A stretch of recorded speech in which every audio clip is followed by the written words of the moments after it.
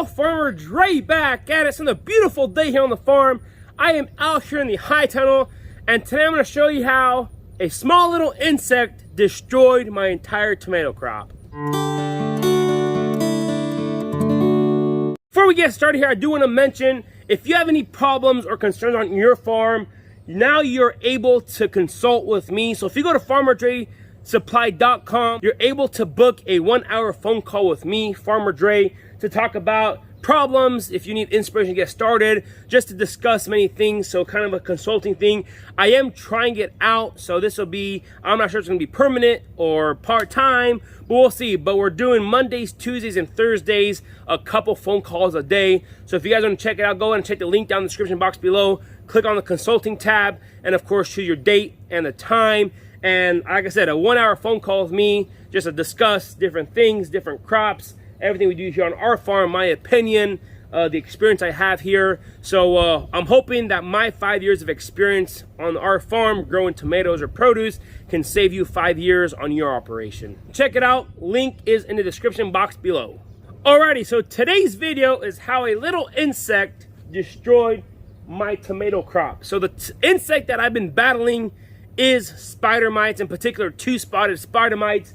And these spider mites are a pain because you cannot see them with your naked eye, and it's just a battle. I've been battling them. So from the beginning, how the spider mites came on our farm. So if you guys remember, in my previous years, I did try high tunnel strawberries, and the strawberry plants that I did bring in, that I purchased, the plugs, they had an infestation of spider mites on them, and usually in the field is fine just because it gets cold enough in the winter months and the generation kind of dies out. But in these high tunnels, I found out that they do not die. They overwinter either in the ground, the wood. I mean, just little creases around the greenhouse here. They can't overwinter. And then the next coming years, you do have a bad problem with spider mites. And there are certain chemicals that they kill spider mites very good. The only downside to those chemicals, you get 1 or maybe 2 applications per year. And the products I've been using, they're really strong and good, but you got to time it perfectly. And what happened in high tunnel number 1 here is, since we planted them early, so we planted them the first, second week of March, by the middle of May, end of May, we were harvesting tomatoes, and spider mites don't become a big issue until about the middle of May. So the instant I saw I had a problem with the spider mites, we started harvesting tomatoes. And with any chemical out there, they have something that's called a PHI. A PHI is a pre-harvest interval. So let's say I am using a chemical and the PHI is 3 days. I spray the chemical on the crop. I am not allowed to enter or step into the square footage or even harvest the fruit for 3 days. So a lot of the miticides that we do use here have about a 7-day pre-harvest interval. So you're not allowed to harvest or get in there for 7 days. And in this tunnel here, we had a bad time with them because I didn't want to risk losing the production side, the crop that was already on the plants.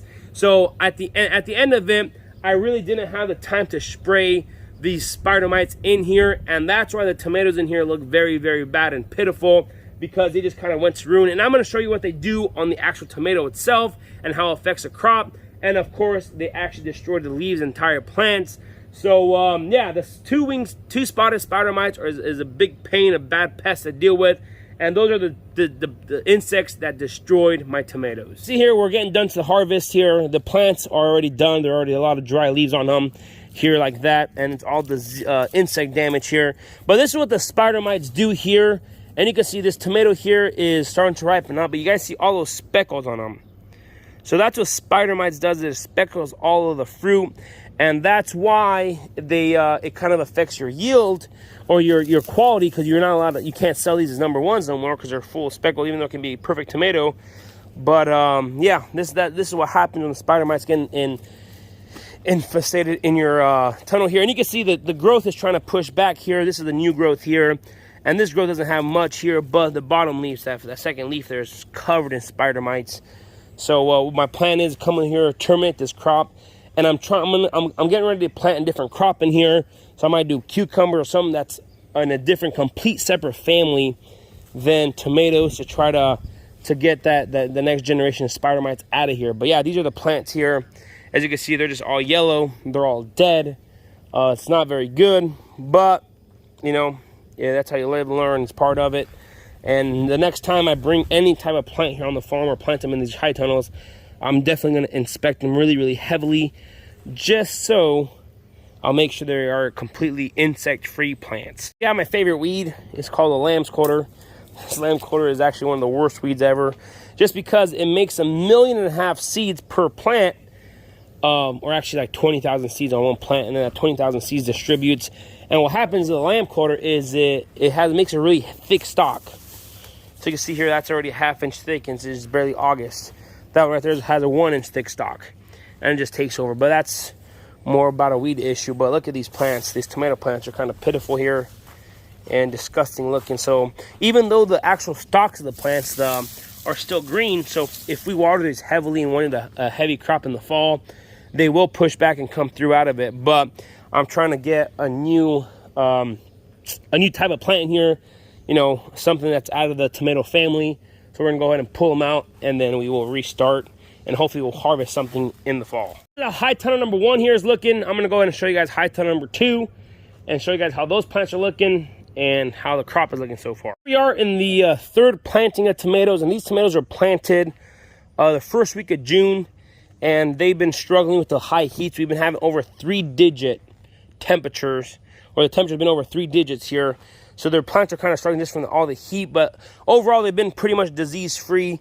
I've been keeping my eye on these, and if I have any issue now, this is the time to come in here and to get rid of the problems, just because the plants, we're not harvesting anything out of here yet, and this will be a couple weeks until we do harvest anything. So this is the time to come in here and get rid of those insect problems, and to get this tunnel ready to go and to continue to harvest. So out of this tunnel here, we'll probably start harvesting by the last week of May or last week of August. And we planted in the first week of June, harvest last week of August, and these tomatoes will last me until September, October, and those time of years. So yeah, plants are still small yet. They've been struggling because of all the high heat. And even though we have the spray on shade cloth, the temperature in here has been just as hot as outside. And the highest day this year so far has been 105 degrees. So tomato plants don't set on good fruit at 105 degrees. But as you can see here, they've been doing a fairly good job of being pretty resistant and putting on a good crop still yet. So yeah, even though it's been super hot, these plants are still looking very good. So that is tomato struggles for the year 2022. And I'm still striving and struggling to get the tomato yield I've been trying to get. But in all reality, it's been we've been super busy on the farm. We're getting the fall ready for the corn maze pumpkin patch in the fall. We're gonna open up for apple ute pick September 5th. The apple crop is looking real good. We still gotta pick peaches. We're still harvesting peaches right now. So it's just, you know, one of those years where it's been so hot and dry. We've been spending most of our time on irrigation and watering the trees, keeping everything alive. And of course, we're still going to farmers markets. We're still picking a lot of stuff, picking a lot of tomatoes, picking a lot of fruit, taking them to market. You know, now that blueberry and blackberry season is over, we are cleaning those up, getting ready for the next season. First week of September, we got to plant 47,000 strawberry plants. So it's just one of those years and one of those times of year where we're super busy and crammed, but that doesn't stop us from moving on, keeping it going. And like I mentioned, if I would have got on this insect problem earlier, it wouldn't have been so devastating. But since we were harvesting already, now I didn't want to ruin the crop by spraying, then it just kind of left as is. So my biggest piece of advice for you guys that are growing tomatoes or any kind of crop in your home garden or at home or on your farm is make sure the plants that you are bringing in are completely 100% insect-free, disease-free, just because you don't want to bring in that disease or pest problem or anything onto your farm, and then you have to struggle and waste more time or energy on trying to prevent a problem. So yeah, make sure those plants are clean. If you're buying your plants from a nursery, if you're buying your plants, then make sure they're very clean and perfect so that you won't have any disease pressure down the road.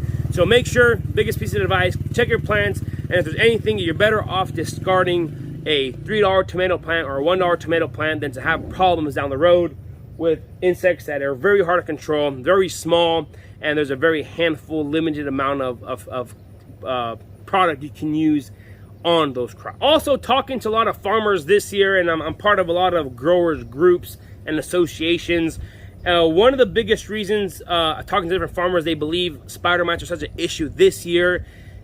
It is because it's been so hot and dry. Here in the Midwest, we're used to high humidity, a lot of moisture, and not too high temperatures. You know, we're not used to this, so that means the insects and whatnot aren't used to our weather. And in particular, spider mites, the hotter it is and the drier it is, the more they thrive. And I've seen pictures on berries, on blackberries and blueberries in southern parts of the states and in northern Arkansas, where they've been very, the infestation has been really high just because it's been so hot. So talking to different farmers, they said on a hot year like this, it's very common to have a bad infestation of spider mites just because the weather. I want to be real and authentic with you guys and show you guys that growing tomatoes is not always sunshine and rainbows. You have problems you run into. You have disease, pests, all kinds of stuff. And hey, I always tell everybody, if it was easy, everybody would be a professional tomato grower. And shoot, I've been growing tomatoes for 5 years and I'm not even a professional. And even though I know a lot about growing tomatoes, I am not a professional. But over the years, you just gain a lot of information and gain a lot of, you know, stuff you just learn, you know, just hands-on, or you learn from others. So yeah, it's just part of it, part of growing. This is why I enjoy agriculture so much, because every single year it's a new obstacle. Every single year you learn more information.